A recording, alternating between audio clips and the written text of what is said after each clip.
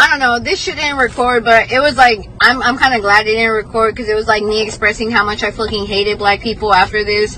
Like, dog, like, let me get a fucking black person on a 911 call tomorrow, especially. Bitch, you're going to fucking jail. I don't give a fuck. You're getting treated like a bunch of fucking shit because... The message from the community was pretty clear this morning when protesters took in front of HPD headquarters here around 8 a.m. They were calling for the termination of HPD officer Ashley Gonzalez. I was just mentioned and it's just so toxic, and I'm just so sorry about that. That is, as you can see, that's not my content. That wasn't my content back then. And I don't know, I just feel really bad, and I'm sorry if I hurt your feelings. I think I just need to go to therapy, and I need to go to church, and I just need some like self-reflection, honestly, because that was just so nasty. But anyway, I just wanted to formally apologize and say I'm so sorry. She wasn't a criminal. She wasn't on trial. She had a badge, a gun, and the legal authority to decide who goes to jail and who goes home. And the whole time, she hated the people she was supposed to protect. Let that sink in for a second. Ashley Gonzalez was a Houston police officer, sworn in January 2024, assigned to the South Guesson Patrol Division, fresh out of the United States Marine Corps, where she served 4 years and earned the rank of corporal. On paper, she looked like exactly the kind of person you want wearing a badge. Disciplined, trained, committed, she logged over 1,600 hours of coursework at the Houston Police Academy. She did everything right, at least on paper. But behind closed doors, or what she thought were closed doors, she was saying something very different. It started with Instagram, specifically a feature called Close Friends, which lets you share content with a limited, hand-picked audience. Gonzalez used it to post videos of herself sitting in her car, talking to the camera, and the things coming out her mouth were beyond disturbing. She used the N-word over and over again. She made comments about slavery. She said she hated black people. And then, in what can only be described as one of the most chilling things that ever come out of a law enforcement officer's mouth, she said, "Let me get a black person on a 911 call tomorrow. You're going to jail. Not because of anything they did. Not because of any crime. Just because of the color of their skin." She also described an incident that happened while she was off duty. She claimed someone tried to steal her wallet, and in telling the story, she described physically grabbing the person by the neck and screaming a racial slur directly in their face. Then she said, "And oh my God, I felt like the world just stopped. Like it was just peace. Peace." She felt peace after that. This is not a story about mistake. This is not a story about someone who said something they didn't mean in a moment of frustration. This woman recorded herself multiple times.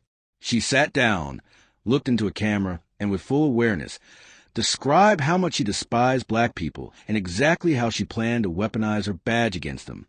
This was deliberate. This was calculated. And for over 2 years, while all this was living in her head, she was out on those streets making arrests, writing reports, and testifying in court. Before we go any further, if this case is already getting to you, you are in the right place. Like this video, subscribe to Crime Files, and hit that bell so you never miss a story like this one, because these are exactly the stories that need to be told. Now, let's talk about how this all came crashing down. The videos were not supposed to travel far. That Close Friends feature gave Gonzalez a false sense of security, the idea that she was sharing with people who thought like her, people who would keep it between them. But that is not how secrets work, and that is definitely not how the internet works.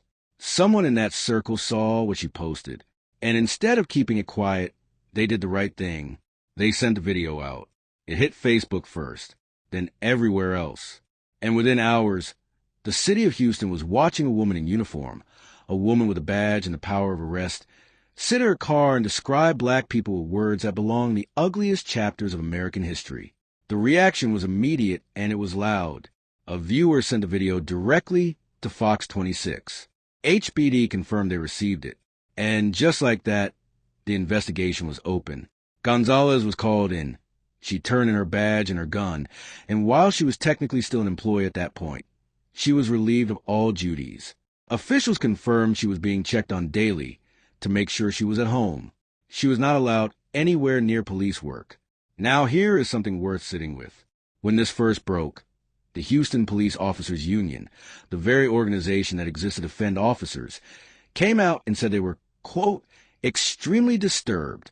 The union president made clear that they did not condone or tolerate racist behavior from any of their members. Even the people whose job it is to protect officers could not find a way to stand behind this one. The Houston chapter of the NAACP also responded. President Bishop James Dixon said the video represented, and I am paraphrasing here, a sick mindset, and called it violence waiting to happen. He said he had spoken with officers who were disgusted by what she did. He made a point of saying that most people in law enforcement do not think this way, that she had misrepresented her colleagues and damaged the trust they work every day to build. And that is the part that gets really heavy when you think about it. Because while Houston as a city was just finding out who Ashley Gonzalez really was, the people she worked alongside had to reckon with the fact that they had been working next to her every day without knowing any of this. Every shift, every call, every patrol, she was right there. Outside HBD headquarters, protesters gathered before the termination hearing even concluded. Civil rights activist Candace Matthews and Quanell X were out front, leading the crowd, holding signs, and demanding that the city do more than just suspend her and hope the story faded. Matthews said the footage spoke for itself, and that the community was not interested in silence, excuses, or quiet exits.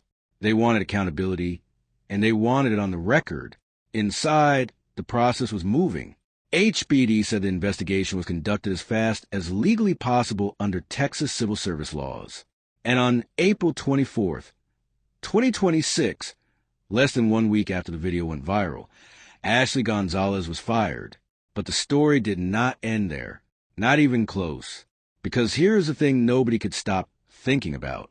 Ashley Gonzalez had been a Houston police officer for over 2 years. 2 years of arrests, 2 years of reports, 2 years of showing up to crime scenes, interacting with residents, making judgment calls about who she detained, who she let go, who she flagged, who she charged. And now that the world knew what was going on inside her head, everyone had the same question. What did she actually do with that badge while she had it? Houston City Council member Edward Pollard did not wait for someone else to ask that question. He sent a formal letter directly to the DA and to HBD Chief No Diaz, calling for a full investigation into every arrest Gonzalez made during her time on the force. He wrote that the use of racial slurs, particularly in the context of law enforcement activity, calls into question whether bias may have influenced her actions while on duty. He was not speculating. He was following a logical thread of what she herself had said on camera. Council member Alejandro Salinas echoed the same concern, publicly calling on HBD to closely review any prior arrest reports and testimony tied to Gonzalez to determine whether a pattern of racial bias had played a role in how she policed. 2 separate council members on the record asking the same question. That tells you everything about how seriously this was being taken. And then the Harris County District Attorney's Office stepped in, the Conviction Integrity Chief, the specific unit built to catch cases where the justice system may have failed, began a thorough review of every single case Gonzalez was involved in. The DA's office put out a statement that started with the words, "Racism is abhorrent," and then said the fact that they had to leave with that was itself disgraceful. Defense attorneys were being notified. Open cases were being flagged. The machinery of accountability was turning, slowly, but it was turning. A retired HBD captain named Greg Freeman weighed in on what all of this meant legally. He had over 30 years with the department and spent time in internal affairs. He made clear that the firing itself was airtight, that he could not imagine any arbitrator or civil service board overturning it based on what was on those videos. But he also said something that should keep people up at night.